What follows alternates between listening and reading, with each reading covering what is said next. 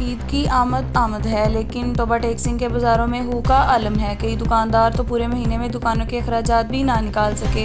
रमज़ानुल मुबारक का आखिरी इशरा जारी है, लेकिन बाज़ारों में अभी तक किसी किस्म का कोई रश देखने को नज़र नहीं आता। महंगाई से इस्ताइवाम घर का चूल्हा पूरा करें या ईद की शॉपिंग करें।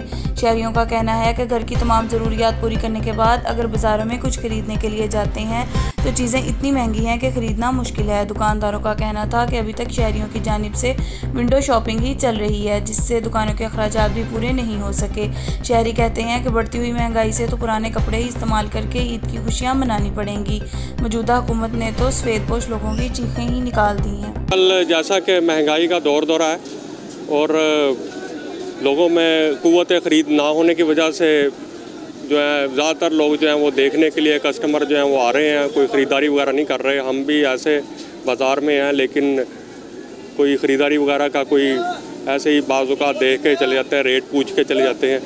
और रश भी ऐसे ही है कि बाज़ार में एक ख़वातीन या कोई फैमिली में से एक मर्द चीज़ ख़रीदने के लिए आता है तो साथ उसके 5-6 लोग जो हैं वो देखने के लिए आते हैं।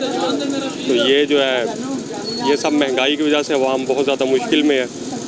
ईद का भी है, शॉपिंग भी लोगों ने करनी है, लेकिन बहरहाल महंगाई से लोग काफ़ी तंग हैं।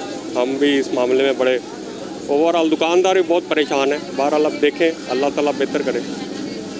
शुक्रिया। कुछ नहीं भाई, मार्केट के हालात विंडो शॉपिंग करनी है। एक जनानी 4-4 जनानी आ जांदियां, फारक बैठे हैं। सिर्फ 1-2 सूट सुबह सेल किए हैं। ईद का जिदा रश के टाइम रश होना चाहिए, वो हालात है नहीं।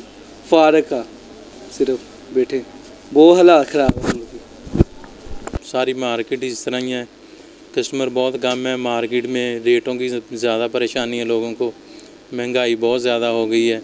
ये इधर हमारी शॉप देख लें आप, खाली पड़ी है। इधर सुबह से 1-2 कस्टमर ही आए हैं, तो कोई कस्टमर नहीं है इधर बाज़ार में। रश भी आपने देखा होगा बाज़ार में बहुत कम है।